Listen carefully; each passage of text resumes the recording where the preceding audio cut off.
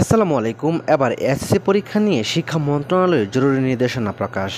চলতি বছরের এসএসসি ও সমমান পরীক্ষা আগামী 10 এপ্রিল শুরু হবে। এই পরীক্ষা সুষ্ঠুভাবে সম্পূর্ণ একগুচ্ছ নির্দেশনা দিয়েছে শিক্ষা মন্ত্রণালয়। প্রতিবার 20 মার্চ ঢাকা মাধ্যমিক ও উচ্চ মাধ্যমিক শিক্ষা বোর্ড থেকে এসব নির্দেশনা প্রকাশ করা হয়। শিক্ষা মন্ত্রণালয় সিনিয়র সহকারী সচিব মোহাম্মদ ইয়ানুর রহমানের সই করা পরিপত্রে বলা হয়, 2025 সালের মাধ্যমিক স্কুল সার্টিফিকেট এসএসসি, দাখিল এসএসসি ভোকেশনাল ও দাখিল ভোকেশনাল পরীক্ষা সুষ্ঠু, সুন্দর ও সম্পূর্ণ নকলমুক্ত পরিবেশে অনুষ্ঠানের লক্ষ্যে নিম্নবর্ণিত বিষয়সমূহ চিহ্নিত করার জন্য সংশ্লিষ্ট সবাইকে নির্দেশক্রমে অনুরোধ করা হলো। ক.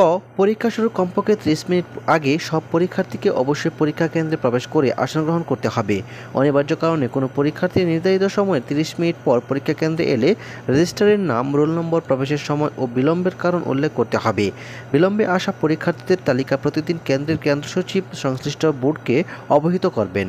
তবে পরীক্ষা শুরুর 30 মিনিট পর কোনো পরীক্ষার্থীর পরীক্ষা কেন্দ্রে প্রবেশ বা পরীক্ষা গ্রহণের অনুমতি প্রদান করা যাবে না। খ.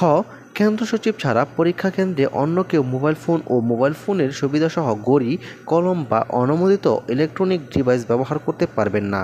কেন্দ্রের কেন্দ্র সচিব ছবি তোলা ও ইন্টারনেট ব্যবহারের সুবিধাবিহীন একটি সাধারণ ফিচার ফোন ব্যবহার করতে পারবেন।